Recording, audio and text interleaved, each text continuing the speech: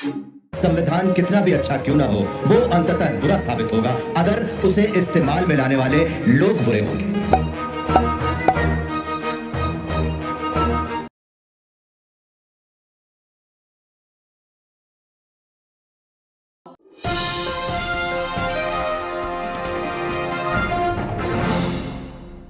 नमस्कार।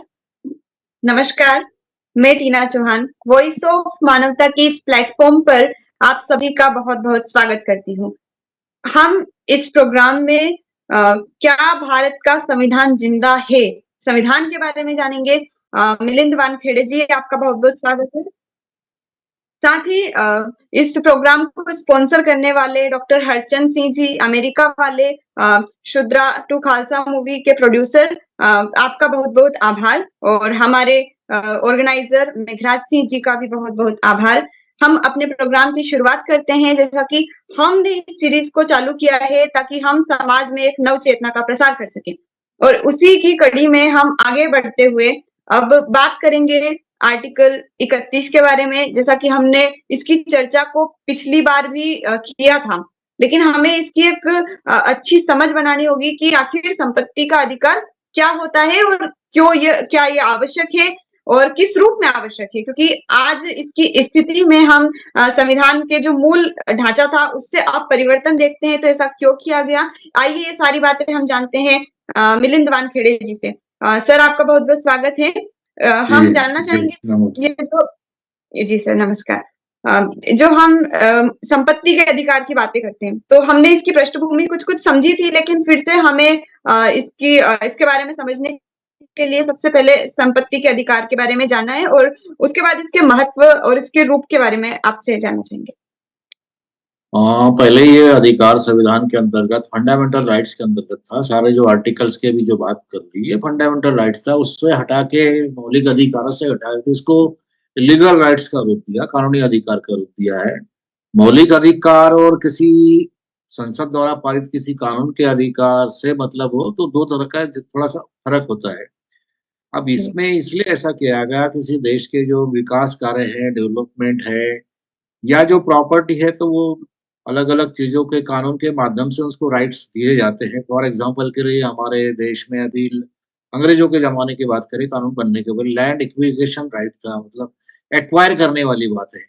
तो ज़मीन को किसी विकास कार्य, जनहित के कार्यों के लिए, जैसे रोड बनाना है, रेल लाइन बिछाना है, अन्य चीज़ों से वहाँ से निकालना है, तो वो जो राइट था जिसके पास पहले से ज़मीन चली आ रही है, तो वो उसको चैलेंज कर सकते थे। अन्य जी चीज़ें हैं। या आपने कभी ये भी देखा होगा कि किसी-किसी की जमींदारी प्रथा हुआ करती थी पहले, बहुत ज़्यादा ज़मीनें थी, 100 एकड़, 500 एकड़, 200 एकड़, और बाकी लोगों को वो लोग अपने गुलामों की तरह काम करवाते थे। तो इसीलिए सरप्लस ज़मीन का वो कानून है, मतलब ऐसे बहुत सारे जो राइट्स थे प्रॉपर्टी, खासकर ज़मीन के संबंधित, तो इसलिए उसको अ, संसद द्वारा अलग-अलग इसमें धारा ये जो 31 की आप बात कर रहे हैं, एबीसी में उसको वर्गीकरण किया गया, डेफिनेशंस दी गई है और उसका विस्तृत संविधान के अंतर्गत इसका मतलब इसको अमेंडमेंट्स करके ये सारी चीज़ें ऐड की गई। ये कह सकते हैं। जी। जी सर। अ, जैसे आपने बताया कि आर्टिकल 31 के अंतर्गत हमारा संपत्ति का अधिकार मौजूद था, लेकिन वर्तमान में उसको शिफ्ट कर दिया गया है, कानूनी राइट बना दिया गया। तो सर उसमें क्या अंतर आया? क्योंकि जो पहले हमारे संपत्ति का अधिकार था, वो मूल अधिकार के रूप में किस तरीके से हम उसका उपयोग कर सकते थे, और आज अगर वो एक कानूनी अधिकार है, तब वो किस मायने में अपने मूल रूप से परिवर्तित हो गया है सर? नहीं, देखिए ऐसा है कि वो डाला गया था संपत्ति के मूल अधिकार, लेकिन अब सवाल है कि अगर किसी के पास 500 एकड़ ज़मीन है, बड़ी-बड़ी आपने देखा कि बड़े जी, राजा-महाराजाओं की रियासतें हुआ करती थी। जी, संविधान बना तो 650 से ज़्यादा बड़ी-बड़ी रियासतों को मिलाकर सारी चीज़ें संविधान में चीज़ें आई। अब रियासतें बोले तो एक साम्राज्य होता है ना, एक साम्राज्य को खत्म किया गया। हम ये बोल सकते हैं देश के विकास के लिए एंड प्रॉपर डेमोक्रेसी को लागू करने के लिए उस चीज़ को किया गया है।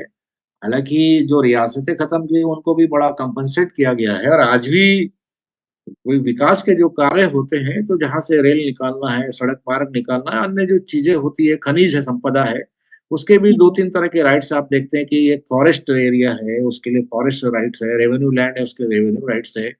कुछ ग्राम सभा है, उसके लिए ग्राम सभाओं के चरवाहों की ज़मीन होती है। पड़त भूमि होती है, तो वो देश के अंदर जो संपदा है, चाहे वन संपदा हो, चाहे खनिज संपदा हो, या जल के स्रोत हो, या बड़े-बड़े डैम्स बना परियोजना लाना है, उसके लिए सरकार को और जनहित के कार्य करने के लिए ये सारी जो चीज़ें हैं, तो उसके लिए उस कानून बनाकर वो सारी चीज़ें प्रोवाइड की जाती है, विस्थापन किया जाता है, तो उनको मुआवज़ा दिया जाता है। इस संदर्भ में ये तीनों धाराओं का मूल है, चाहे 31 ए, बी, सी में वर्गीकरण किया गया है। मोटी-मोटी बात से या सामान्य भाषा में इसको हम इस तरह से समझ सकते हैं। जी सर। जैसे कि अभी हमने इसके बारे में जाना है कि ये अगर एक लीगल राइट बनाया गया है, तो ये शायद आपने जिस तरीके से इसका व्याख्या दी कि जी, हमें एक सामाजिक विकास के कार्यों में जो किसी के पास ज़्यादा ज़मीन है, तो वो बाधा ना उत्पन्न करे और हम विकास के कार्यों को अच्छे से कर सकें। तो इसलिए एक मूल अधिकार से हटाकर इसको कानूनी अधिकार के रूप में बराबर, स्थापित किया गया। बराबर। जी सर। लेकिन अगर हम आगे बढ़ते हुए इसमें देखें, तो आपने इसका भी ज़िक्र किया है कि आर्टिकल 31 ए, 31 बी और सी में जो मूल अधिकार के रूप में संपत्ति का अधिकार आज भी मौजूद है। तो इन ये जो प्रावधान है, इनमें क्या-क्या बातें शामिल हैं, इनके बारे में हम संक्षिप्त में जानना चाहेंगे। शुरुआत हम 31 ए से करते हैं। सर 31 ए में क्या है? 31 ये की हम बात करते हैं, तो जो निगम मंडल, कॉर्पोरेशंस वगैरह जो होते हैं, सरकार के जो अधिकारी है, जैसे भू अर्जन के द्वारा है, या जो खनिज संपदा जैसे मैंने पूर्व में बताई, तो ये जो चीजें हैं, उसको लैंड एक्वायर के संबंध में है। मतलब जो पहले का कानून था अंग्रेज के जमाने का, लैंड एक्विजिशन एक्ट 1894 का जो अधिनियम है, उसी को इसको डिफाइन किया गया है 31 ए में अधिकतर। अब निगम मंडल की संपत्ति लोक हित के लिए क्या-क्या हो सकती है, तो आप देखते हैं कि खदानें हैं, तो उसके लिए अलग नियम बना हुआ है। जो रेता निकलता है, मतलब उसके लिए अलग है। ईंट भट्टों के लिए जब वो चीजें होती है, उसको अलग है। और रोड और उसका मैं बता चुका हूँ। जो जो संपदा है, मतलब भूमि के अंदर की जो संपदा है या वन संपदा है, उसको करने के लिए अलग-अलग कॉर्पोरेशंस के लिए अलग-अलग माइनिंग्स भी होती है। जैसे हम कोल माइनिंग्स की बात करें, और दूसरी संपदा के लिए हीरा खदानों की बात करें, तो वो सारा जो ज़मीन है या किसी चीज़ में आ भी रही है, या दूसरी चीज़ हम ये कह सकते हैं कि जो हिस्टोरिकल मॉन्यूमेंट्स है, जिसको आर्कियोलॉजी विभाग का अगर बात करते हैं, या आर्कियोलॉजी विभाग के बहुत राष्ट्रीय महत्व की चीज़ें होती है, या विश्व धरोहर जो चीज़ें हैं और वहाँ पाई जाती है, जिसमें इतिहास में बहुत वो चीज़ें होती है, और वहाँ कोई खेती ज़मीन जोत रहा है या अन्य चीज़ें हैं, लेकिन उसमें कोई प्राचीन इतिहास के अंतर्गत जो अमूल्य धरोहर पाई जाती है, तो उसका इम्पोर्टेंस होता है, तो उसको वो संरक्षित किया जाए, एक्वायर करके। ये सारी चीज़ इम्पोर्टेंस है, इसलिए इस बातों का उस रेफ़रेंस में वो चीज़ें आई हैं। जी। जी। जी, जैसे 31 ए में हमने जो देखा कि संपत्ति का अधिग्रहण किस प्रकार से सरकार के द्वारा किया जा सकता है। हाँ, ये उसमें ये 31 भी है ए में कि करता है। आर्टिकल 13 और आर्टिकल 14 है और आर्टिकल 19 है। तो इसका जी, किसी भी तरह से वो न्यून ना करते हुए, वो जो राइट्स है उसको शून्य ना घोषित करते हुए भी वो राइट दिए गए हैं। मतलब उनके जो राइट्स है उसको शून्य घोषित नहीं किया गया है। मतलब उसको जी, रहते हुए क्या चीज़ें होगी, क्या चीज़ें नहीं होगी, उसको पूरा एक्सप्लेन किया गया है। जी। जी सर। अब हमने आर्टिकल 31 बी की चर्चा करनी है। जैसे कि इसमें 31 बी के पढ़ते हुए हमें एक अनुसूची 9वीं अनुसूची के बारे में भी चर्चा करते हैं सर। ये एक मैंने इसके बारे में जब पढ़ा, तो मुझे एक यूनिक किस्म की मतलब इसमें ऐसी बातें लिखी गई हैं कि अगर 9वीं अनुसूची में कोई चीज़ डाल दी जाती है, तो फिर उसका न्यायपालिका द्वारा उसका समीक्षा नहीं किया जा सकता है। तो ये ऐसी चीज़ है सर, क्या 9वीं अनुसूची है और क्या नहीं, नहीं, 31 नहीं, बी नहीं, में है? नहीं, नहीं, 9th शेड्यूल में जो संविधान की 9वीं सूची में अधिकतर आप देखेंगे, तो उसमें आपको लगभग 500 से ऊपर आपको कानून अलग-अलग राज्यों के बने हुए दिखेंगे। जो उस समय की प्रथा चली आ रही थी, तो उसको बंद करके, क्योंकि ज़मीन का जी, मामला है, ज़मीन का मामला अधिकतर स्टेट का मामला होता है, और जी स्टेट सर। को सेंट्रल कानून नहीं बना सकता। और अधिकतर अलग-अलग जोत के मामला है, कर्नाटक का है, केरल का है, मध्य प्रदेश का है, महाराष्ट्र का है, तो उन्होंने अपने विधान मंडलों ने जो कानून बनाया, उसको 9th शेड्यूल में डाल दिया। 9th शेड्यूल में डालने से क्या होगा कि कोई वो उस तरह की जो समीक्षा की बात है कि उस कानून के रूप में तो सारी चीज़ें लागू हो गई। उसके हिसाब से ही जी, उसको चलना होगा, लेकिन पहले से अगर कोई कानून या कोई डिक्री पारित करता है कोई न्यायालय, तो उसको वो रहते हुए भी उस कानून का पालन होगा, तो उसको वो वायलेट नहीं करेगा। मतलब इस संदर्भ में वो बात है। कानून लागू होने के पहले अगर कोई डिक्री न्यायालय ने पारित कर दी उसके पक्ष में, लेकिन वो विधानमंडल को सुपीरियर बना दिया गया, उस कानून को सुपीरियर बना दिया गया, तो वो न्यायालय की डिक्री उसके लिए मान्य नहीं होगी। ये वाली बात जी। है उसके लिए। जी। अच्छा। मैं इसी 9th शेड्यूल के बारे में सर कुछ बातें बोलूँगी, वो क्या कहाँ तक वो सही है ये आप बता देना। जैसे कि 9th शेड्यूल हमने कोई कानून बनाया है और अगर सरकार द्वारा कानून बना करके 9वीं अनुसूची के अंतर्गत उसको डाल दिया, तब उसकी न्यायिक समीक्षा नहीं हो सकेगी। और इसी संदर्भ में 1973 में जो केशवानंद भारती का केस आया, तो उसमें कहा गया कि 24 अप्रैल 1973 के बाद के जो कानून रहेंगे, उनको 9वीं अनुसूची में डालने के बाद भी उसकी न्यायिक समीक्षा की जा सकेगी, क्योंकि ये एक मूल ढांचा है संविधान का। इस तरीके की बातें 9वीं अनुसूची के बारे में जहां तक मेरे संज्ञान में आई, मैं इसके बारे में इतना समझ सकती हूँ। तो सर केशवानंद ये भारती का जो केस है वो किस संदर्भ में आया, उसको फैक्ट क्या थे देखना पड़ेंगे। ये सारा जो इसमें जितनी बातें आई है वो देश की संपदा और संपत्ति से संबंधित आई है। जी 31 A B C और सारे जो राइट्स है, चाहे आप उसमें अन्य जो चीजें लिखेंगे ना आगे, तो वो चीजें है। आप राही केशवानंद भारती का केस तो रिजर्वेशन के संबंध में आया ना। केशवानंद भारती का केस क्या है, आप उसको एक्सप्लेन करें तो मैं ज्यादा और डिटेल बता सकता हूँ। उसके अंदर मूल ढांचे की डॉक्ट्रिन दी गई थी और उसमें बहुत सारी चीजों को मूल ढांचे के अंतर्गत शामिल किया गया था। जैसे धर्मनिरपेक्षता को हम देख सकते हैं, संघात्मक व्यवस्था अपने संविधान की और संसदीय व्यवस्था, तो ऐसी कुछ चीजें हाँ उसमें हाँ, हैं। तो मतलब मैं आपको केशवानंद भारती के केस में आपका ये कहना है कि मूल ढांचे में परिवर्तन नहीं हो सकता। वो बात जी सही सर। है, इसलिए है कि मूल ढांचे में परिवर्तन करने के लिए केवल संसद को सारे पावर नहीं दिए गए ना। अब उसको अन्य राज्यों की जो विधानसभाएं हैं उसको 230 मेजोरिटी से कुछ चेंजेस हो सकता है। जितने अपने भारत के संघ राज्य है, अलग अलग राज्यों की विधानसभाओं में भी वो पास करना पड़ेगा। इसलिए केशवानंद भारती को बात आई है कि उसमें वो बातें परिवर्तन नहीं किया जा सकता मूल ढांचे में। जी। और अगला हमारा जो एक और इस संपत्ति के अधिकार से जुड़ा हुआ अगला आर्टिकल अगर हम देखते हैं, तो उसमें हमारा जो अगला पड़ाव भी हमारे चर्चा का आने वाला है, राज्य के जो नीति निदेशक तत्व होते हैं। तो सर उससे रिलेटेड आर्टिकल 31C में बातें की गई है। तो सर किस तरीके से उसको इसमें एक्सप्लेन किया गया है? 31C में जो डायरेक्शंस है, डायरेक्टिव प्रिंसिपल ऑफ स्टेट को दिए गए हैं, तो उनका तो जी यही समझ कहना है कि आर्टिकल 13 और आर्टिकल 19 की किसी भी बात के रहते हुए भी उसको शून्य, मतलब उसको न्यून नहीं करते हुए भी वो सारी चीजें प्रभावी होगी। अब वो क्योंकि डायरेक्टिव स्टेट ऑफ प्रिंसिपल एक तब कानून नहीं बनाया, मतलब वो एक गाइडलाइंस है स्टेट के लिए, राज्यों के लिए कि आप ये सब सुविधा है ना, वेलफेयर के काम है या उसके मूलभूत शिक्षा देना है, रोजगार देना है, स्वास्थ्य की बातें हैं, तो उसके संबंध में जो राइट्स है उसको लेकर उसको जीरो ना करते हुए वो बात को लागू करने के संबंध में है। जी। अ, तो 31C में सर आर्टिकल 39B और 39C के बारे में ही बताया गया है। सर इस जी। संबंध में भी थोड़ा और थोड़ा सा डीप एक्सप्लेनेशन, हाँ, अभी उसका ताकि मैंने हम समझ सकें। डिटेल स्टडी नहीं किया है। मैं जब डिटेल स्टडी आज 32 के ऊपर था, अब 39 जब आएगा तो मैं उस पर बताऊंगा। आर्टिकल 39 की जो बात कर रहे हो आप, है ना। जी। जी जी, ठीक है। हाँ, तो अगला जो हम सबसे महत्वपूर्ण हम कह सकते हैं, या फिर हम्म, जो हमारे डॉक्टर अंबेडकर जी थे, उन्होंने जी। इसे संविधान की आत्मा कहा, आर्टिकल 32। तो सर जी। ऐसा क्या कारण था जिसके कारण एक बहुत बड़े ज्ञाता, यानी कि बहुत पढ़े लिखे और संविधान के निर्माता, अगर वो कोई बात कहते हैं तो उसका जरूर कोई महत्व होता होगा। तो उन्होंने अगर आर्टिकल 32 को संविधान की आत्मा के रूप में चुना, तो उसका क्या कारण है और क्या आपको लगता है कि ये बात आज भी सही है?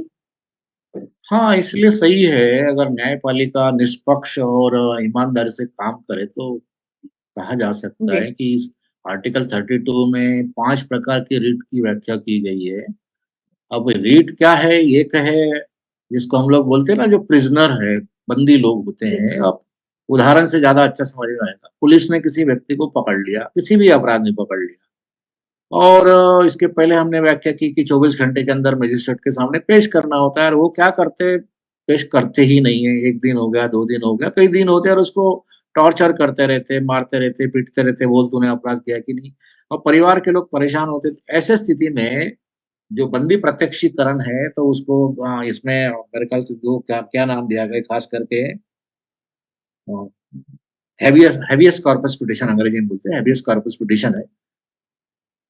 तो आर्टिकल 32 तो के तहत वो व्यक्ति जा सकता है, सुप्रीम कोर्ट जा जी सकता है। लेकिन ये आर्टिकल 32 केवल सुप्रीम कोर्ट के लिए लागू होता है, केवल फंडामेंटल राइट्स के विरोध में जाता है, और वो जाना कहाँ होगा? स्टेट के अपोज जितनी भी रीट होती है, मतलब बेसिक मूलभात जी बता दें हमारी जनता के लिए कि जो रीट होती है हमेशा स्टेट के अपोज में लगती है, राज्य के विरुद्ध जी लगती है। राज्य अगर उसमें पार्टी नहीं तो रीट होगी ही नहीं। और सुप्रीम कोर्ट को जो पावर दिए हैं वो केवल फंडामेंटल राइट्स के लिए दिए हैं। और अन्य तरह की जो रीट्स होती है जिसपे हम लोग आर्टिकल 226 में भी जाते हैं, वो हाई कोर्ट्स को दिए हैं। हाई कोर्ट्स को दोनों पावर दिए, जी फंडामेंटल राइट्स के लिए भी दिए हैं और लीगल राइट्स के लिए भी दिए हैं। जी जैसे कि आपने एक इसमें एक अच्छी बात बताई कि उसके अंतर्गत एक पार्टी स्टेट रहेगा। हाँ, मतलब कोई राज्य इंडिविजुअल मध्य जो भी शासन है, राज्य है, स्टेट को पार्टी के बगैर रीट हो ही नहीं सकती, क्योंकि रीट क्या है? एक प्रकार का आदेश है, कोर्ट का आदेश जी है। उस आदेश को पालन करना ये ड्यूटी है स्टेट की, इसलिए हमेशा पार्टी स्टेट ही रहेगा, स्टेट ही उसको एग्जीक्यूट करेगा। जी तो जैसे कि ये जो हमने रेट्स है, जैसे बंदे प्रत्यक्षीकरण का उदाहरण अगर हम अच्छे से समझे, किसी पुलिस वाले ने उनको गिरफ्तार किया और पेश नहीं किया, तो वो जो जी पक्षकार है, विक्टिम है, पीड़ित पक्ष जाएगा कोर्ट में और बोलेगा साहब ये तो पता नहीं कहाँ रखा है, हमारा आदमी तो गायब है इतने दिन से। तो पुलिस वाला जिसने भी है उसको वो बोलेगा कि फिजिकली वो आदमी को प्रेजेंट करो 24 घंटे के जी अंदर। मतलब आर्टिकल जो इसके पहले हमने पढ़े हैं, 24 घंटे के अंदर उसको पेश करो विद बॉडी, मतलब जिंदा आदमी या मरा आदमी जो भी बोल सकते हैं। अगर उसने किया है तो उसके ऊपर वो अन्यथा नौकरी से जाएगा या उसके ऊपर क्रिमिनल ऑफेंस बनेगा। ये चीज है, ये अच्छा। बंदी प्रत्यक्षीकरण के लिए साधारण भाषा में हम समझ सकते हैं। जी जैसा बंदी प्रत्यक्षीकरण में हमने देखा कि उसको सशरीर प्रस्तुत नाम करना ही है, मतलब नाम ही बंदी का मतलब प्रिजनर या डिटेंशन, या पुलिस ने उसको मार पीट के कुछ भी रखा है तो ये कानूनी बहुत बड़ा राइट्स है ना। नहीं तो कुछ लोगों को कहाँ रख रहे कहाँ भेज रहे पता ही नहीं ना। तो इसलिए जुडिशरी के माध्यम से ये राइट्स है। जी जैसे हैवियस हमने कॉर्पस बंदी बोलते हैं। प्रत्यक्षीकरण की अभी चर्चा की, ऐसे आपने बताया 5 प्रकार की रीट हमें आर्टिकल 32 के तहत मिलती है, तो हर एक की हम थोड़ी चर्चा करेंगे क्योंकि अगर ये संविधान की आत्मा है, तो हमें इसकी आत्मा तक जाना है और संविधान को अच्छे से समझना है, तो हमें हर चीज़ के बारे में थोड़ी जानकारी होनी चाहिए। तो सर बंदी प्रत्यक्षीकरण रीट को हमने समझा और शायद इसको इसलिए भी लागू किया जाता होगा ताकि जो ऐसे व्यक्ति हैं जिन्हें बिना कोई अपराध किए और बिना किसी अ, अधिकार के अगर गिरफ्तार किया जाता है या बंदी बना के रखा जाता है तो उनकी रक्षा की जा सके। बराबर। लेकिन अब हम जी सर, तो अगली रीट की बात करते हैं जैसे कि परमादेश करके एक रीट होती है, तो सर उसके बारे में थोड़ा बताएं। परमादेश को मेमेंडस मतलब एक प्रकार का निर्देश या आदेश बोल सकते हैं। अगर फॉर एग्जांपल अगर दूसरी भाषा में किए जाए कि कोई मतलब जो अधिकारी है, मतलब ये पब्लिक पीपल्स के लिए, मतलब जो संवैधानिक बॉडी पे बैठे हुए लोग हैं या अधिकारी है या कर्मचारी है, जो भी जिस भी विभाग का हो, इवन चीफ सेक्रेटरी क्यों ना हो या पुलिस का डीजीपी क्यों ना हो, उसका अगर वो अपने ड्यूटी का कर्तव्य निर्वहन नहीं करता, जिसके लिए जिस पद पर वो व्यक्ति बैठा हुआ है वो काम को नहीं करता है, तो इस रिट के माध्यम से उसको कोर्ट के माध्यम से डायरेक्शंस यानी परमादेश यानी एक प्रकार का आदेश प्राप्त किया जा सकता है कि वो उसको कोर्ट डायरेक्शन देगी कि आपकी ये ड्यूटी है और आप क्यों नहीं कर रहे हैं। अगर आप ये नहीं करते हैं तो आप अपने ड्यूटी नहीं कर रहे हैं, या तो उसको सस्पेंड किया जाएगा या नौकरी से हटाया जाएगा, या उसके माध्यम से वो एग्जीक्यूशन करेगा। उसको जवाब देना होता है कोर्ट के अंदर किसी भी। इसलिए रिट में आपने अधिकतर देखा होगा कि कोई रिट लगती है तो हमेशा शासन के जो अधिकारी होते हैं वो कोर्ट के सामने प्रेजेंट होते हैं। जैसे किसी न्यायालय में भी आप प्रोसीडिंग में देखते होंगे यूट्यूब और बहुत सारी चीजें आजकल तो हो गई है, और वो वहां उनको फटकार लगती है कि नहीं साहब हमको ये करना पड़ेगा, चाहे पुलिस अधिकारी हो, चाहे कलेक्टर हो या एसपी हो, कोई भी हो एक्स वाई। जी यानी कि परमादेश जो है वो ये जो लोक अधिकारी होते हैं, सिविल हाँ सर्वंट इनके बिल्कुल, ऊपर भी लागू हो सकते हैं। और बिल्कुल सर इनके क्या ऊपर ही ये लागू। जी, अधीनस्थ न्यायालयों के ऊपर भी लागू किया जा सकता है परमादेश? परमादेश तो न्यायालय के ऊपर लागू हो उस स्थिति में किया जा सकता है जो हायर जुडिशरी है, लोअर जुडिशरी को बोल सकते हैं कि ये आपने अपने इस अधिकार का इंक्रोचमेंट किया है या अधिकार से ऊपर जाकर कुछ काम किया है या उसको किसी चीजों में हाँ, प्रस्तुत कर वो अगले अगले अगले रीट में दिया गया है।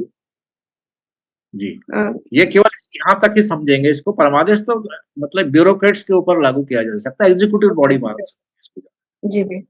आप जो का तो सवाल है ये वो अगले रीट में है, आपका जो क्वेश्चन है अगले रीट में।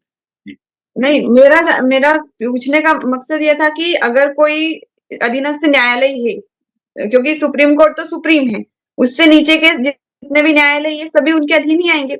तो अगर ये कोई काम नहीं करते हैं, इनके कर्तव्य का पालन नहीं करते हैं, तो क्या अधीनस्थ न्यायालयों को भी आदेश दिया जा सकता है उच्च या सर्वोच्च न्यायालय द्वारा? हाँ, बिल्कुल, बिल्कुल, बिल्कुल दिया जा सकता है और देते हैं। उसको एडमिनिस्ट्रेटिव ऑर्डर्स बोल सकते हैं और उनको हिदायत दी जा सकती है, चेतावनी देते हैं। जी, उसको जुडिशियल ऑर्डर नहीं बोलेंगे, उसकी अगर परफेक्ट भाषा में बोले तो जुडिशियल एडमिनिस्ट्रेशन ऑर्डर्स बोल सकते हैं। जी, जी सर। अब हम अगली जो रीट जिसके बारे में आप चर्चा कर भी रहे थे कुछ, तो प्रतिषेध करके एक और हाँ, हमारी रीट है। तो प्रतिषेध प्रो सर वो क्या रीट है?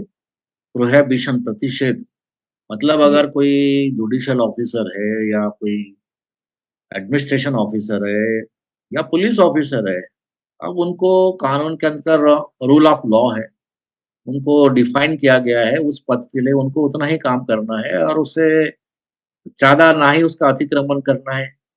अगर वो अतिक्रमण करता है मतलब उससे बाहर जाके आदेश देता है या उसको वो राइट ना होते हुए भी वो उसका काम करता है, तो उसको प्रोहिबिशन है। तो ऊपर जब वो मतलब अदालत में जाके उसको प्रतिबंधित किया जा सकता है, प्रतिषेध किया जा सकता है कि नहीं, नहीं ये आपकी ड्यूटी नहीं है। फॉर एग्ज़ाम्पल के लिए मान के चलो एक उदाहरण दे दें कॉमन मैन का।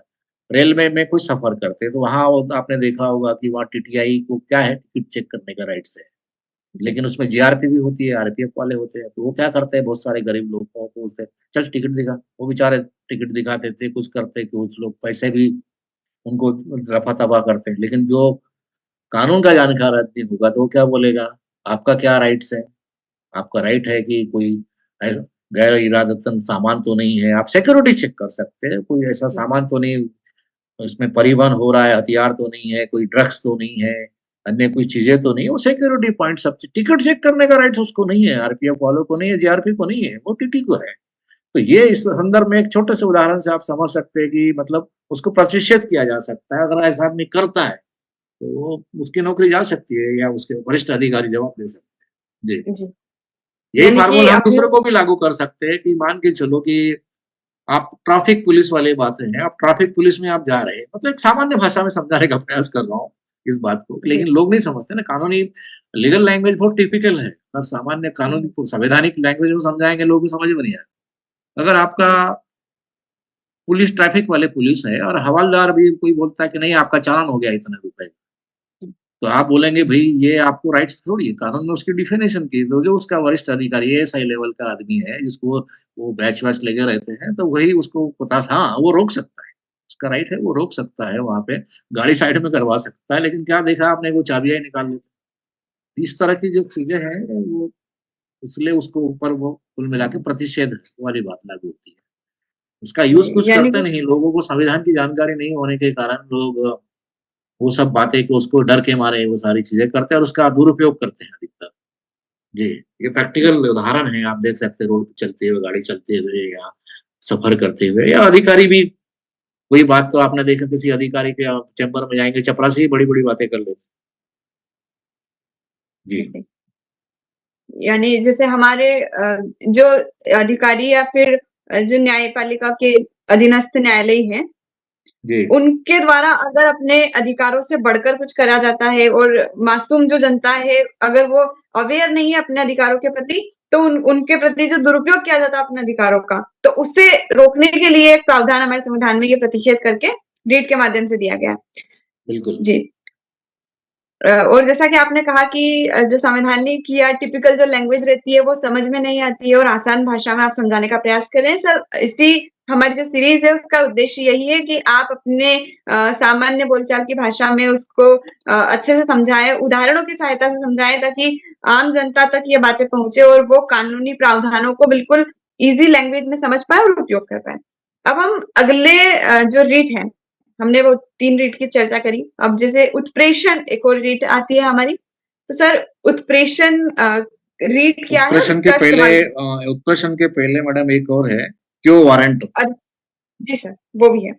आप दोनों के बारे में बता दीजिए हाँ ना, नहीं उदाहरणों के साथ। नहीं, ठीक है। उत्प्रेषण का मतलब सीधा होता है, उसमें लिखा है ना अंग्रेजी में सर्टियरी, मतलब एक प्रकार के कोई सर्टिफिकेट्स की बात आती है। वो एक लैंग्वेज बहुत टिपिकल है, जी सर्टियरी ऐसा शब्द है, उसका प्रोनाउंसिएशन आप पढ़ेंगे तो जिसको हिंदी में सर। हाँ, उत्प्रेषण रेट कहा गया है।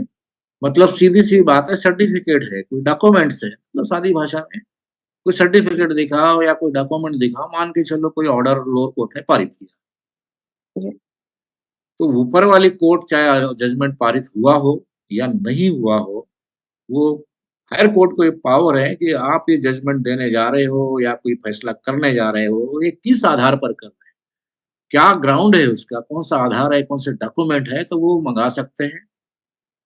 तो ये उसके संबंध में ये इंटर्म जुडिशरी का ज्यादा ये रिट के अंतर्गत मामला है, चाहे लोअर मतलब हायर जुडिशरी को पावर है। अगर कोई हाई कोर्ट कोई जजमेंट पास कर रहा है, मतलब दो पार्टीज कोर्ट में, आपने देखा होगा अधिकतर, अभी मैं एक सादी एग्जांपल जो परेशानी है हमारे बहुजन समाज को, या आपने देखा होगा ना, खासकर जो प्रॉपर्टी के मामले, खेती बाड़ी के, जमीन के, ये आपने देखा होगा 10 साल 20 साल चलते रहते, 25 साल होते रहते, एक पीढ़ी ने पूरा कोर्ट केस लड़ा, दूसरी पीढ़ी आ गई। अब होता है ऐसा है कि वो लोअर कोर्ट में चला, यहाँ चला, वो हाई कोर्ट में चले गए, एक पार्टी जीत गई और कोई पार्टी चालाक है दूसरी, तो उसने क्या किया, वो आदेश के उसकी एक रिव्यू पिटीशन लगा, उसी उसी हाई कोर्ट में ही लगा दी। हो सकता है जज का ट्रांसफर होने का वेट करते, कुछ सेटिंग करके फिर वो लगा दी, फिर वो आदमी वो पेंडिंग रहता कुछ साल, वो हेयरिंग लंबे समय में आती है, 2-4 साल निकल गए, फिर उसका जजमेंट, एक ऑलरेडी जजमेंट हो चुका है कोर्ट, फिर और उसी कोर्ट में वो और लगा देता है। अब क्या होता है कि दूसरी पार्टी को वो लगता है कि फिर वो जज जो इंक्रोचमेंट करता है, ऑलरेडी एक बार अगर जजमेंट किसी जज ने कर दिया है किसी केस में, तो वो ज्यादा उसका रिव्यू होता नहीं है। तो सुप्रीम कोर्ट उसको बोल सकता है कि आपने अपने बाहर जाकर अधिकार से बाहर जाके आपने अधिकार की पुच्छा की है, मतलब उसका इंक्रोचमेंट किया, इसलिए आपको जी ये राइट्स नहीं था, इसलिए ये आप नहीं कर सकते थे। यही हाईकोर्ट अपने जो लोअर जुडिशरी को, डिस्ट्रिक्ट जज को आदेश दे सकते हैं कि आपने अपने अधिकार से बाहर जाकर किया है। और दूसरा ये भी है कि अगर पेंडेंसी है ना, नंबर ऑफ पेंडेंसी केसेस की है, फॉर एग्जांपल अभी थोड़ी देर पहले हमने चर्चा की कि रिट का जो मामले है, आर्टिकल 32 भी है, 137 भी आता है, इसमें आगे चीजें आएगी, और आर्टिकल 226 है, और जो कॉन्स्टिट्यूशन राइट है और लीगल राइट्स है, और ये इस तरह की पेंडेंसी है, मतलब खासकर judicial matter regarding to fundamental rights और लीगल राइट, जो रिट के मैटर्स है, और वैसे पेंडेंसी है जो हाई कोर्ट उसको डिसाइड नहीं कर पा रहे, तो वो ट्रांसफर भी मंगा सकता है या अपने अधीन करा सकता है और उसको डिसाइड कर सकता जी है। तो ये भी एक पावर है कोर्ट को, सुप्रीम कोर्ट को। जी जी। जैसे आर्टिकल 32 में हमारी जितनी भी रीट थी, हमने उनको एक सरल भाषा में आपके द्वारा समझा। और अब हाँ, सर एक इसमें प्रश्न। एक और एग्जांपल है कि ये जो रीट है ना, ये स्टेट के विरुद्ध लगती है। दूसरी बात है, जो संवैधानिक पद है, सबसे बड़ा पद राष्ट्रपति होता है, राज्यों में राज्यपाल होता है, इनके खिलाफ नहीं जा सकती है, इनके खिलाफ रिट दायर हाँ नहीं किया जा सकता। जी। जी सर। तो सर हमने 5 प्रकार की रीट के बारे में अभी देखा। सर आपको जी। क्या लगता है ये 5, वैसे तो पाँचों इम्पोर्टेंट थे, पाँचों ही इम्प्लीमेंट होनी चाहिए और इनका सदुपयोग किया जाना चाहिए। लेकिन आपके विचारों के अनुसार कौन-सी रीट इनमें से सबसे ज़्यादा महत्वपूर्ण आपको लगती है? हाँ, नहीं, आर्टिकल जो सबसे ज्यादा जो रीट होती है, देखो रीट अलग अलग प्रकार से हम लोगों ने खुद ही कई बार अपने पिछले अपने कैरियर में बहुत सारे रिट सुप्रीम कोर्ट में भी डाली, जैसे SST prevention of atrocity act को लेकर जो नॉन इम्प्लीमेंटेशन के लेकर है, अभी चर्चा भी हो रही है कि इसको स्ट्रेंथनिंग कैसे किया जाए एक्ट को, उसके डायरेक्शंस लेने के लिए जो परमादेश आपने कहा, इसके लिए तो जाया जा सकता है। अगर फॉर एग्जांपल अभी मैं इसका ही उदाहरण देता हूँ जो प्रैक्टिकल अभी करने वाले हैं। अभी स्पेशल कोर्ट्स नहीं है मध्य प्रदेश के, मतलब अन्य जो एक्सक्लूसिव स्पेशल कोर्ट जो एक्ट है, for example prevention of atrocity act है, एक्ट तो है, और एक्ट के अंदर कोर्ट में न्यायालय भी बने हुए हैं, लेकिन वो डेजिग्नेटेड कोर्ट है, designated court, exclusively special court नहीं है। एक्सक्लूसिवली स्पेशल कोर्ट का मतलब है कि फॉर एग्जांपल अभी पॉक्सो कोर्ट बने हुए हैं। पॉक्सो कोर्ट का मतलब बच्चों के साथ जो अपराध होते हैं, 18 साल से कम बच्चियां हैं उनको पॉक्सो एक्ट बना हुआ है, दैट इज 2012 में आया। और उसके बाद अभी क्या हो रहा है कि उसको मैंडेटरी है कि वो 2 महीने में 3 महीने में फैसला करना ही है, उनको जजमेंट देना जी है। जी इसीलिए क्या होता है, स्पीडी ट्रायल होने की वजह से वो फैसला करते हैं। लेकिन प्रिवेंशन ऑफ एट्रोसिटी एक्ट को उसमें 1989 में बना, उसको बहुत लिंगर ऑन करके 95 में रूल्स बने, 20 साल के बाद उसकी समीक्षा हुई, बाद में कुछ हम ही लोग रिट में गए, बाद में उसको 2016 में सारी चीजें हुई, और अभी फिर से जाना पड़ रहा है कि एक्सक्लूसिवली कोर्ट हो गया। जो उसकी और जो पार्ट है, उसके जो लोग होते हैं उसके डीबीएमसी और डिस्ट्रिक्ट विजिलेंस मॉनिटरिंग ये काम ही नहीं करते, समझाएंगे रिट में, तो वो उसका मैनिपुलेट होता है और वो मिलेगा। लेकिन खिचड़ी पकाएंगे तो नहीं होगा, स्पेसिफिक एक या दो पाप के लिए जाएंगे तो होता है। सारे राइट्स मांगेंगे तो हियरिंग में ही नहीं आएगी पिटीशन। अभी मेरे पास खुद कॉपी पड़ी हुई है। जी हाँ सर, आपकी बातों को हमने बहुत समझा, लेकिन कौन जी सी रीट का आपने समर्थन किया? परमादेश? हाँ, परमादेश। परमादेश का मतलब परमादेश से लिख लीजिए, जो डायरेक्शन है ये सारे अधिकारियों के लिए, सारे किसी लॉ बना हुआ है एग्जीक्यूशन के लिए, मतलब प्रॉपर एग्जीक्यूशन नहीं कर रहा है, उसके जो कर्तव्य है, ड्यूटीज है, नहीं कर रहे, तो परमादेश रिट के माध्यम से लागू किया जा सकता है। और वो हमारे लोगों को लिए, वो अगर लागू करता है डायरेक्शन, तो बहुत सारा बेनिफिट हो सकता है आम जनता के लिए। वैसे भी किसी भी लोकतंत्र या किसी भी शासन के लिए जो प्रशासनिक ढांचा होता है वो उसकी रीढ़ होता है, और प्रशासनिक ढांचे को सही तरीके से लागू करवाने वाली जो रीट है या जो प्रावधान है वो हमारे परमादेश में दिखता है। तो एक महत्वपूर्ण रीट ये आपने जो चुना है वो बहुत अच्छा। अब हम सर एक और, अगर हम सुप्रीम कोर्ट और न्यायपालिका के संबंध में बातें कर रहे हैं, तो हमें इसमें वर्तमान में जो मुद्दा चल रहा है, मतलब एक नई न्यायमूर्ति लेडी जस्टिस के बारे में हम थोड़ा-सा उसके बारे में चर्चा कर लेते हैं कि उसमें जो परिवर्तन किया गया है सर, पहले क्या था और अब परिवर्तन जो किया गया है उसके बारे में आपसे कुछ जानना चाहेंगे? नहीं, इसके लिए ऐसा कोई संवैधानिक प्रोविजंस नहीं है। वो एक प्रकार का उन्होंने लोगों को दिखाने के लिए कि आँख पे पट्टी जी, थी, हाथ में तराजू था, अभी उसकी पट्टी खोल दी और चीज़ें हैं। तो ये एक ये एक क्या बोल सकते हैं, सिंबॉलिक चीज़ है। मॉन्यूमेंट्स जैसा है कि लोगों के लिए, नहीं, नहीं, हम अंधे नहीं हैं। न्यायपालिका ये बताना चाहती जनता को, हम अंधे नहीं हैं। हम वॉच कर रहे हैं, हम देख रहे हैं कि कौन कितना काम कर रहा है, सारा प्रॉपर हो रहा है या नहीं हो रहा है, तो हमारे अंडर ऑब्जर्वेशन में है। इसलिए वो एक सिग्नल है प्रशासन के लिए, एडमिनिस्ट्रेशन के लिए, आप सही से काम करो, हम उसको वॉच कर रहे हैं। जी। जी।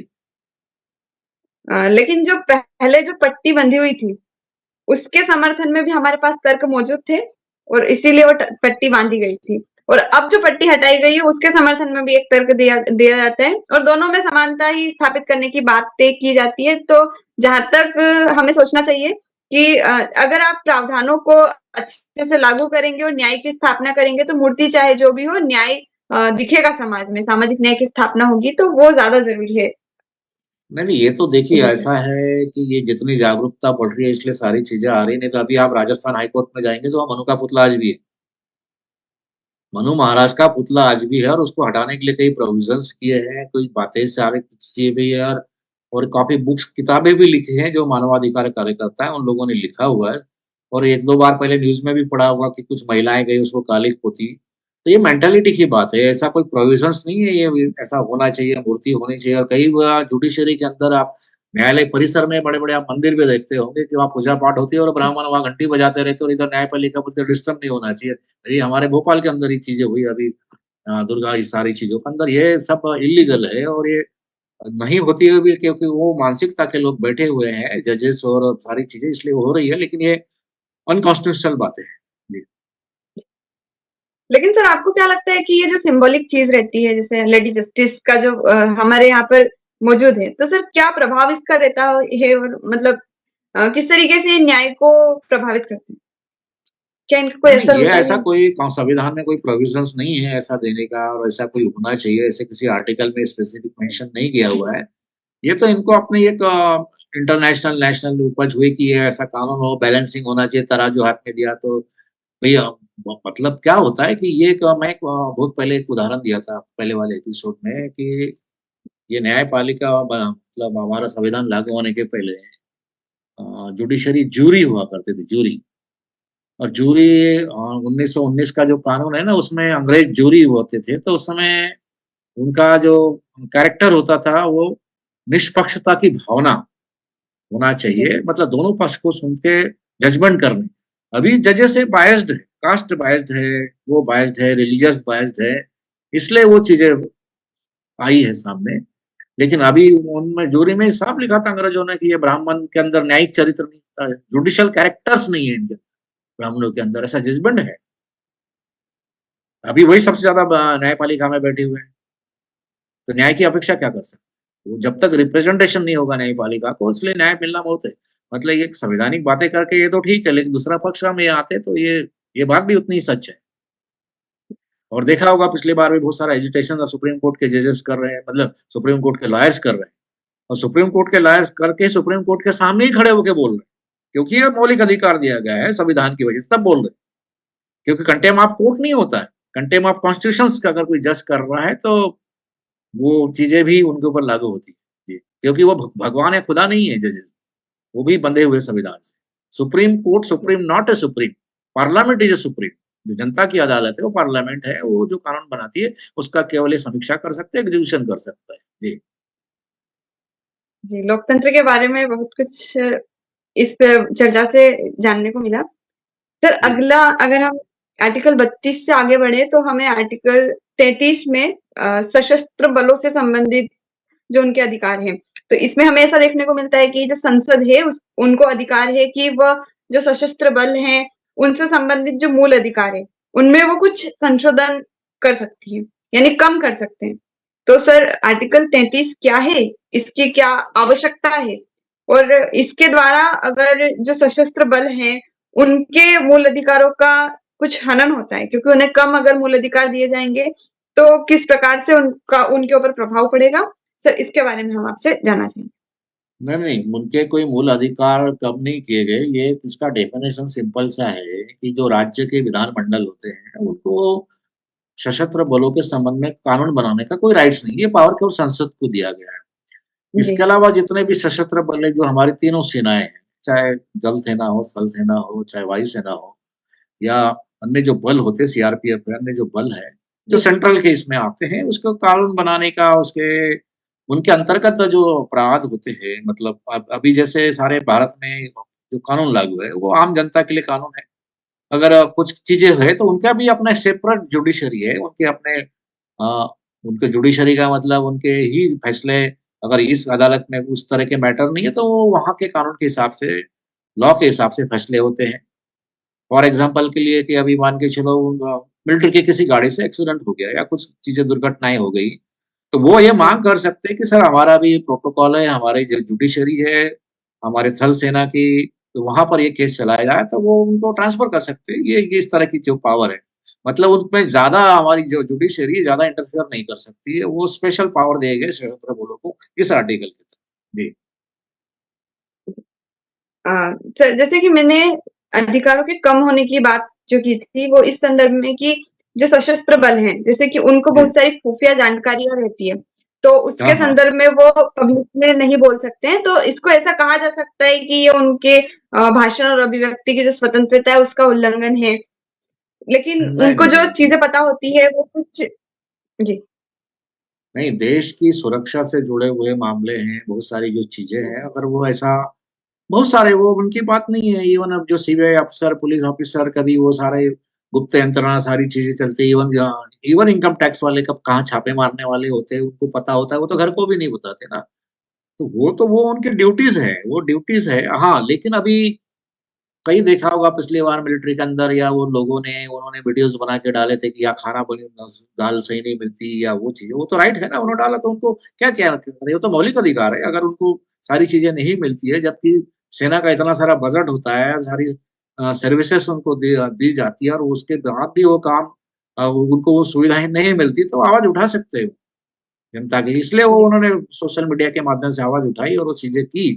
अब रही बात देश के कोई खुफिया चीजें हैं और वो चीजें पब्लिकली नहीं करना चाहिए, तो वो उनकी ड्यूटी है जी गोपनीयता बनाए रखने के लिए। लेकिन कभी देखा होगा बीच में कि बहुत सारी जो ऐसे ब्राह्मण पकड़ा गए हैं कि उन्होंने पाकिस्तान के कुछ वो जानकारी दी, कुछ रडार के बारे में जानकारी दी, कुछ ये वो जानकारी दी। बेचते हैं तो ये लोग तो मान के चलो इनके क्या है, उनमें जब न्यायिक चरित्र नहीं है तो वो ड्यूटी के प्रति क्या ईमानदार रहेंगे? उनको देश से ही प्रेम नहीं है, बोल सकते हो, अच्छी भाषा में बोल सकते हो उनको देश से प्रेम नहीं है। लेकिन सेना के जो लोगों को क्या बोला गया है, वो देश से प्रेम करते हैं, इसलिए उनको क्या बोलता है, एक आम आदमी मारा जाता है तो उनका हत्या हो जाती है, उनको शहीद कहलाते हैं, उनको सम्मानपूर्वक उनके डेड बॉडी को रिकॉग्निशन मिलता है, फोर्स के द्वारा सम्मान दिया दिया जाता है, तो वो इसलिए वो देश के लिए शहीद होते हैं, है ना? वो देश प्रेम की भावना अगर जिस इंसान के अंतर्गत भराया जाता है, तो वो सारी सेनाओं को दिया जाता है। इस संदर्भ में वो कानून बने गए। जी। सर, इस तरीके के प्रश्न को पूछने का मकसद यही था कि उसके अंतर्गत आर्टिकल 33 में क्या प्रावधान है सशस्त्र बलों के संदर्भ में, और जैसा कि हमने देखा कि उनके जो वो अधिकार भाषण और अभिव्यक्ति का, जैसे कि हमने एग्जाम्पल लिया, वो इसलिए है ताकि देश की सुरक्षा और जो लोकहित है वो बना रहे, क्योंकि एक इंडिविजुअल राइट से ऊपर हमारे राष्ट्रीय सुरक्षा होती है, तो इसके लिए वो आवश्यक है। जी सर। नहीं, और बराबर, फिर बराबर। 34 में भी वही तो बातें हैं, अधिकतर उससे मिलती-जुलती चीज़ें हैं, कोई अलग से नहीं है, इसको उसमें सर, उसमें जी बता मार्शल लॉ की जिक्र जो है हाँ, वो क्या होता है, सेना का जो कब कानून लगता है, उसके संदर्भ में आपसे क्या मार्शल लॉ होता है? मार्शल लॉ की अगर हम बात करें तो एक तो उनके इंडिविजुअल कोई अपराध है, सेना के अंतर्गत आम आपस में कोई लड़ाई झगड़ा, व्यक्तिगत कुछ चीज़ें होती है या डिस्क्लोज़ कर दिया मर्डर जैसे हम अभी चर्चा कर रहे हैं, तो वो मार्शल लॉ उनके कोर्ट में उनका ही कोड मार्शल लॉ मतलब जैसे अपने यहाँ जुडिशरी है, वैसा ही उनका कोड होता है। तो वहाँ उनकी इंक्वायरी होती है और सब एविडेंस होते हैं और उनके ऊपर वो पनिशेबल होता है। दूसरा, अगर फंडामेंटल राइट का आम आदमी का कुछ वो करना है, जैसे आप लोगों ने सुना होगा ना इमरजेंसी लगती है, वो जी सर। हाँ, इमरजेंसी कौन लगाता है? इमरजेंसी तो ये लगाने का पावर तो जो सत्ता में मतलब मंत्रिमंडल होता है ना सेंट्रल का जो मंत्रिमंडल होता है, वो इसको लागू करता है। ऐसी कब अवस्थाएँ निर्माण होती है जब देश के अंदर गृह युद्ध की स्थिति पैदा हो जाए, इकोनॉमिक बहुत सारी चीज़ें आ जाए कि बिल्कुल अब देश कंग ख क्या बोलते हैं कंगाल हो गया, कुछ कर गया, तो इसलिए में आपातकाल बोलते हैं ना उसको 1977 में लगाया था, इंदिरा गांधी के समय जी। लगाया था, जिसने बहुत सारे लोगों को जेल किया था। फंडामेंटल राइट को उस समय उसको लागू नहीं होते हैं, वो स्थिति आती है लेकिन मार्शल लॉ केवल इंडिविजुअल उनके अंतर्गत जो अपराध होते हैं सेना के, जो चीज़ें गुप्त जानकारियाँ है या आपस में लड़ाई-झगड़े जो भी बात होती है उससे संबंधित उस कोर्ट में उसकी सुनवाइयाँ होती है और चलते रहते हैं, उसको पनिश किया जाता है। जी। लेकिन सर, जब मार्शल लॉ लगाया जाता है तब क्या कौन-कौन से जो मूल अधिकार है वो कम हो सकते हैं? उनको प्रतिबंधित किया जा सकता है या नहीं, मतलब? नहीं, कंडक्ट ऑफ रूल है, कंडक्ट रूल्स बोल सकते हैं या दूसरी भाषा में अपन वो ये कर सकते हैं ना, प्रोटोकॉल बोल सकते हैं आप उसको। वो नहीं हो सकता, नहीं वो नहीं है। मूल अधिकार तो कोई खत्म नहीं कर सकता किसी व्यक्ति के। इवन जेल में बंद है उसका भी मूल अधिकार है, तो सेना के वो तो देश के लिए समर्पित होके काम करने वाले लोग हैं ना। वो तो एम्प्लॉयी है ना, उनके अधिकार खत्म नहीं है। जेल में अगर कोई बंदी है, कैदी है, उसके भी अगर राइट्स हैं तो वो तो व्यक्ति है ना, वो तो जॉब है, उसका ड्यूटी कर रहे हैं तो उसका अधिकार खत्म होने का सवाल ही पैदा नहीं। जी। नहीं, वो ड्यूटी कर रहे हैं, जैसे कि एक क्षेत्र है, मान लो हम इमरजेंसी जब लगती है, कभी पूरे देश में भी लग सकती है और किसी क्षेत्र में भी लग सकती है। लेकिन जो मार्शल लॉ अगर किसी क्षेत्र में लगा हुआ है, तो उस क्षेत्र के जो लोग हैं, उतने समय के लिए जब तक मार्शल लॉ है, उनके कुछ मूल अधिकार मतलब हटाए जा सकते हैं, यानी कि उनको हाँ, हटाए जा उनको सकते हैं। लागू फॉर कर। एग्ज़ाम्पल आपने कश्मीर का देखा होगा ना, कश्मीर में मार्शल लॉ हमेशा लगता रहता है। वो बोलते हैं ना, जी, ये इसी यहाँ के बाद। राष्ट्रपति शासन कर दो, सेना के हवाले कर दो, तो वहाँ क्या कर देते हैं लोग, कुछ अति कर देते हैं ना, इंटरनेट बंद कर दो, सारी चीज़ें हो गई। मतलब धारा 144 बोल सकते हैं ना उसको वो पुराने कानून के हिसाब से कि वो लागू हो जाती है, तो भई जी, वो जी, इतने समय निकलेंगे, इतने समय सब्जी के लिए निकलेंगे। 4 से ज़्यादा लोग इकट्ठा नहीं होंगे, तो वो सारी चीज़ें वो सेना के हवाले होता है। आपने बहुत अगर पहले पुरानी बात करेंगे 92 के दंगे हुए थे, बैन बाबरी मस्जिद जब गिरा दी गई, तो पूरा मार्शल लॉ पूरा सेना के हवाले कर दिया था। उसमें पुलिस का कानून तो कुछ नहीं था, वो उनके हवाले था, तो वो कोई भी ऐसा दिखता है तो देखते ही गोली मार दो, तो वो वाला आदेश होता है। तो वो कुछ यानी दिन मार्शल लॉ के समय समय। जी सर, मार्शल लॉ के समय जो जो सारे अधिकार रहते हैं, ये सेना के पास रहते हैं। एम आई राइट? ऐसा? नहीं, सेना के पास रहते हैं ऐसा नहीं कह सकते, सेना एग्ज़ीक्यूट करती है, सेंट्रल के पास रहते हैं। सेंट्रल जो कैबिनेट होता है उनके सेना के पास रहते माध्यम हैं। से अपने राइट को हाँ, एग्जीक्यूट करते सेना हैं। के माध्यम से लागू करते हैं। सेना के तो दोनों तीनों अधिक चीजें अलग-अलग होती है ना। जी, अब देश के अंदर कोई इमरजेंसी या इस तरह की सिचुएशन लॉ एंड ऑर्डर की स्थिति होती तो आपने देखा होगा पुलिस से मामला नहीं संभलता तो क्या करते हैं, सेना को बुला लेते हैं। आपातकालीन स्थिति कहीं बाढ़ आ गई, कुछ आ गई तो कौन करता है? बचाने का काम, रेस्क्यू का काम कौन करते हैं? तो भैया उनको लगता है कि हाँ, एरोप्लेन की ज़रूरत है तो वायुसेना की मदद से उनको बुलाया जाता है। बाकी जी। रैपिड एक्शन फ़ोर्स को वहाँ बुलाया जाता है। वोटों का आप चुनाव के समय देखिए वो करते हैं। तो ये सारी समय-समय पर जो रिक्वायरमेंट होती है, उस हिसाब से उनको इम्प्लीमेंट हो जाते हैं, सारी चीज़ें हैं। जी। जी, अब हम जो हमारे मूल अधिकारों का एक बड़ा विस्तृत सा ढाँचा हमारे संविधान में दिया गया है, उसके अंतिम पड़ाव पर आए हैं और आर्टिकल 35 सर ये जी। हमारे मूल अधिकारों का अंतिम अधिकार है। सर ये क्या है? इसके बारे में हम आपसे जानकारी चाहेंगे।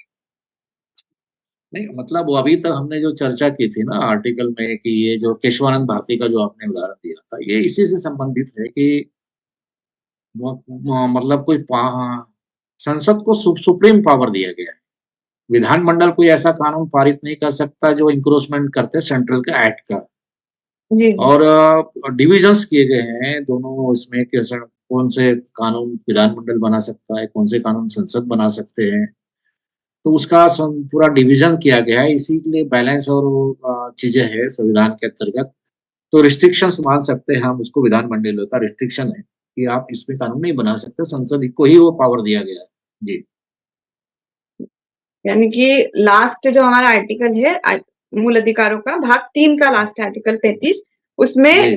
संसद को सुप्रीम बनाया गया है कि जो कानून बनाने के संदर्भ में संसद सुप्रीम है और जो राज्य विधानमंडल है वो उसका उल्लंघन नहीं कर पाएंगे। ऐसी बराबर। बात हमने जी आर्टिकल 35 में देखी। तो सर आज हमने एक बहुत बड़े टॉपिक और शायद हम कहें अगर तो संविधान का सबसे महत्वपूर्ण जो हिस्सा है उसके बारे में हमने पढ़ा परत दर परत जो बातें की और बहुत विस्तृत चर्चा हमने मूल अधिकारों के बारे में की है और संभवतः यह जो जानकारी है लोगों को अगर जानने को मिले तो वो अपने अधिकारों के बारे में बिल्कुल अवेयर हो सकते हैं कि हमारे संविधान में नागरिकों को कौन से अधिकार दिए गए हैं और क्यों दिए गए हैं, उनका क्या महत्व है, उनकी वर्तमान स्थिति क्या है, संविधान में जो मूल अधिकार दिए उनकी विशेषता क्या है और किस प्रकार से न्यायालय उसकी रक्षा करती है। बहुत सारी चीजों को हमने भाग 3 जो बहुत महत्वपूर्ण हमारा है संविधान का उसके माध्यम से जाना। अब सर इसके बारे में हम ओवरऑल डिस्कशन करना चाहेंगे थोड़ा-सा ताकि एक तरीके से इसको समेट सकें हम। तो पहला तो मेरा यही प्रश्न रहेगा आपसे कि आप क्या सोचते हैं? आपको जितने भी हमने अधिकार पढ़े, आपके व्यक्तिगत ओपिनियन में अगर आप बताएँ तो कौन-सा अधिकार सबसे ज़्यादा महत्वपूर्ण आपको लगता है? नहीं, मूल अधिकार अधिकार। कोई किसी को हम छोटा या किसी को बड़ा नहीं कह सकते हैं। संविधान के हर एक हुँ, हुँ। आर्टिकल का अपना इम्पोर्टेंस होता है और उसका महत्व है। और जी, स्पेसिफिक उल्लेख इसलिए किया गया है कि जो रिट का मामला है, जो रिट ये डायरेक्शंस है राज्यों के लिए, सेंट्रल्स के लिए जो विभाग बनाए, जो एग्ज़ीक्यूटिव कार्यपालिका है, उसको वो करने के लिए है। अगर वो प्रॉपर काम करे तो इसकी ज़रूरत ही नहीं पड़े। सरकारें सही जी, अपने काम करें, लेकिन सरकारें पॉलिटिक्स में आपने देखा होगा सरकारें क्या होते हैं निरंकुश होती हैं। राजनीतिक पॉलिटिकल साइंस में आपने पढ़ा होगा, सरकारें निरंकुश होती है यानी कि वो अपने अधिकारों का वो अपने अपने आप को ऐसा मान के चलती है कि मैं ही सब कुछ हूँ। तो उसको एक प्रकार से पाबंदी लाने का या उसके ये कह सकते हैं कि उसको कुछ रोकने का कि उसको एहसास दिलाने का कि नहीं उनके ऊपर भी कोई है। इसलिए आपने देखा होगा कि बहुत सारे अभी एक अभी-अभी जैसे दीपावली आने वाली है। अब दीपावली में क्या होता है कि लोग बहुत सारे पटाखे फोड़ेंगे और बहुत सारी शोर होगा, कुछ होगा। इसको एक स्पेशल पावर उस कानून के तहत जो अलग-अलग जो पटाखा अधिनियम है, सुप्रीम कोर्ट की गाइडलाइन है कि आप रात के 10 बजे के बाद ये चीज़ें नहीं कर सकते। जहाँ ऐसे क्षेत्र हैं, बच्चे स्कूल है, कॉलेजेस हैं, हॉस्पिटल्स है, या बुजुर्ग लोग लगते बड़े वो नहीं बजा सकते हैं। और आप इतने ही समय पे वो कार्य कर सकते हैं। मैंने कभी कुछ दिन पहले जबलपुर के कलेक्टर का ऑर्डर देखा। उसने कहा कि जी, जो पटाखे फोड़ेंगे जबलपुर के उसके क्षेत्राधिकार में कलेक्टर की गाइडलाइन में, तो वो उसने देखा कि 8 से 10 बजे की ही बीच में करेंगे, 8 के पहले भी नहीं फोड़ेंगे, 10 बजे के बाद भी नहीं करेंगे, तो वो अच्छा ऑर्डर है। ऐसे अवेयरनेस वाले कलेक्टर अगर मुझे लगता है कि ऐसा करेंगे, नहीं तो लोग रात के 12 बजे तक डीजे बन रहे हैं, वो देख नहीं रहा है कि वो कितना ध्वनि साउंड है, बहुत सारा वायलेशंस हो रहा है। तो मुझे ऐसा लगता है कि प्रशासन भी अगर इस तरह से अपने ऑर्डर्स पास करते हैं, तो इनको जो सत्ताधारी जो लोग हैं या वो जो संगठन है जो अपनी मनमर्जी करते हैं, तो लॉ एंड ऑर्डर का मेंटेन होगा, संविधान का सही पालन होगा, कानून का पालन होगा और जनता उसमें पीड़ित नहीं होगी और सेफ्टी और सुरक्षा महसूस करेगी। जी। मैंने जो प्रश्न पूछा था लेकिन आपने उसका स्पेसिफिक आंसर नहीं दिया है। और हमने अभी जैसे डॉक्टर अंबेडकर जी ने तो पूरे संविधान में से सबसे महत्वपूर्ण अधिकार आर्टिकल 32 को बताया था, सबसे महत्वपूर्ण प्रावधान आर्टिकल 32 को बताया था। और ये जो आर्टिकल 32 है, ये हमारे मूल अधिकारों के अंतर्गत ही आता है। तो सर, आप डॉक्टर अंबेडकर सर की ये संविधान की आत्मा कहा जाना, यानी उनका मतलब यही था कि ये सबसे महत्वपूर्ण भाग है संविधान का। तो इससे आप कहाँ तक इत्तेफाक रखते हैं? नहीं, वो इसलिए 100% सही है कि सत्ता, मैंने इसलिए बोला ना, सत्ता वो आपने समझ नहीं पाया, सत्ता निरंकुश होती है, अनियंत्रित होती है, अनकंट्रोल्ड पावर। अभी सत्ता आ गया मान के चलो, वो कुछ भी कर रही है, फॉर एग्जाम्पल कुछ भी कर रही है, तो उसको लगाम कौन लगाएगा? बेलगाम होती न्यायपालिका को लगाम कौन सा कसेगा, या बेलगाम होती जो शासन है उसको लगाम कैसे कसा जाएगा? जी। तो दोनों प्रोविजन है। इसीलिए ये जो राइट्स है आर्टिकल 32 के तहत जो रिट का पावर है, बहुत बड़ा पावर है। इसलिए संविधान के अंतर्गत डॉक्टर बाबा साहब अम्बेडकर ने कहा कि ये उनके ऊपर लगाम कसने का पावर है कि आप सर्वसर्वा नहीं है, ये भी है, उसकी समीक्षा की जा सकती है और उसको इवन वो आदेश का पालन नहीं कर सकते तो जेल भेज सकते हैं, उसको सजा हो सकती है, उसका प्रोपेगेंडा हो सकता है और आदमी वो फिर अपनी नौकरी बचाने के लिए तो करेगा ना। तो बाइंडिंग हो जाता है उसके लिए करना। सबसे बड़ा संविधान का पालन कौन करता है? आपको क्या लगता है कि आम जनता तो ठीक है कुछ वाले, सबसे ज़्यादा संविधान का पालन करने के लिए तो जो लोक सेवक है, जनता के सेवक जी, है जी। या अधिकारी है, पुलिस वाले है या जजेस है, इनके ऊपर ज़्यादा बंधनकारी है, कंपल्सरी है। अगर नहीं करते तो उनकी नौकरी जाएगी, जेल में जा सकते हैं। तो वो अपनी नौकरी बचाने के लिए फिर वो पॉलिटिकल पार्टी को ना देखते हुए वो अपनी नौकरी बचाते हैं और करना पड़ेगा। ये सबसे बड़ा राइट्स है। इसलिए रिट में जाते हैं लोग सबसे ज़्यादा। कलेक्टर को जवाब देना है ना, कलेक्टर को देना, इंडिविजुअल हो जाता है फिर। आपने जी। ऐसा किया तो क्यों किया बताओ? ये चीज़ें होती है, इसलिए ये बहुत इम्पोर्टेंस है सारी चीज़ें। इसलिए वो डॉक्टर बाबा साहब अम्बेडकर ने आर्टिकल 32 को आत्मा कहा है, ये बहुत बड़ा चीज़ें हैं।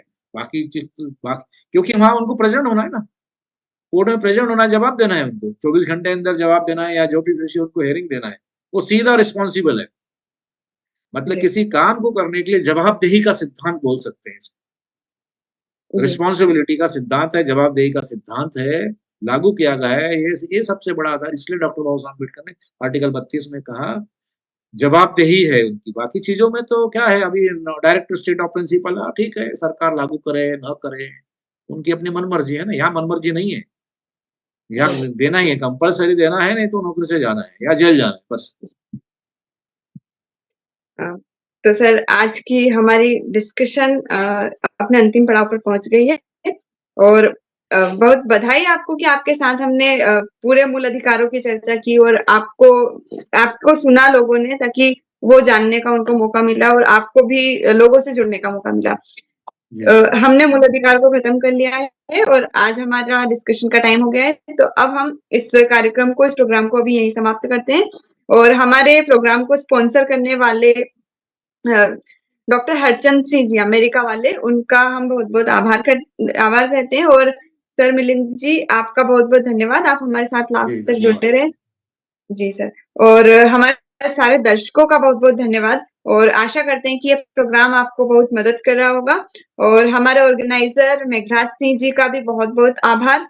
साथ में वॉइस ऑफ मानवता जो एक प्लेटफ़ॉर्म है, वो एक मानवता की आवाज़ है और हाँ, संविधान के बारे में लोगों को बता कर के उनकी आवाज़ को और बुलंद करने का काम करता है, क्योंकि जो संविधान को, अपने अधिकारों को जानेगा, वो ही कुछ बात कह पाएगा, क्योंकि हमारे बोलने के अधिकार में जानने का अधिकार अंतर्निहित होता है, क्योंकि अगर आप जानेंगे नहीं तो बोलेंगे क्या?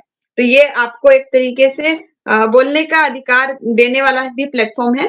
तो हम अगले एपिसोड में संविधान के और महत्वपूर्ण प्रावधानों पर चर्चा करेंगे, लेकिन आज के एपिसोड में इतना ही। इसी नोट के साथ इस एपिसोड को यहीं खत्म करते हैं और वॉइस ऑफ मानवता के साथ जुड़ते रहिए और जानकारियों का विस्तार कीजिए। धन्यवाद सर।